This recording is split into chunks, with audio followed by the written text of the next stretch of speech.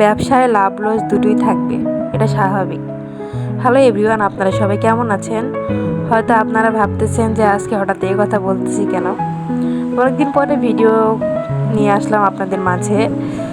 আমাকে যারা সবসময় দেখে তারা অবশ্যই জানেন যে আমি নারায়ণগঞ্জের ফতুল্লায় মাহমুদা গার্মেন্টসের সামনে মেলায় প্রতি শনিবার আমি সেখানে বসি।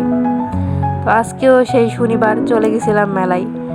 তো আকাশটা একটু মেঘলা ছিল, তো মনে করলাম যে হয়তো বৃষ্টি হতে পারে। গিয়ে দেখি একটু বেশি মেঘলা। কিছুক্ষণ দেরি করলাম যে থাক, এখন দোকানটা খুলবো না, একটু পরেই খুলবো। আধা ঘন্টা 1 ঘন্টা দেরি করার পরে আমি দোকানটা খুলেছি, যেহেতু সবাই দোকান খুলতেছিল। তো খোলার পরে 20 মিনিটের মধ্যেই এত পরিমাণে ঝড় এবং বৃষ্টি, অতিরিক্ত ঝড় বৃষ্টি শুরু হয়ে গেছিল। পরে মেলায় কি করব, সব জিনিসপত্র গুছাই নিয়ে সব কিছু রেখে দিলাম।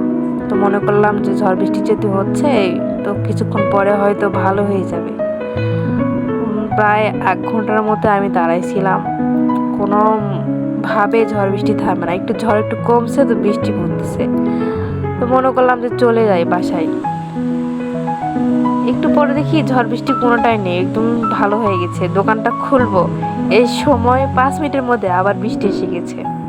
পরে মনটা অনেক খারাপ হয়ে গেল যে থাক, আজকে আর দোকান দিব না। যেহেতু আমি কার্ডবোর্ড দিয়ে বেশি জিনিস তৈরি করি, এগুলোতে যদি বৃষ্টি পানি পড়ে তো নষ্ট হয়ে যাবে। তো তার জন্য বাসায় চলে এসেছি। আসার পরে মনটা খুব খারাপই হয়ে গেল যে মেলায় গেলাম, একটা জিনিসও বিক্রি করতে পারলাম না। তো হাজব্যান্ড বলতেছে চিন্তা করো না, সবসময় কি একরকম হয়, ব্যবসায় লাভ লস দুটোই থাকে। তাই বললাম। তো ঠিক আছে, আপনারা সবাই ভালো থাকেন। শুভরাত্রি সবাইকে।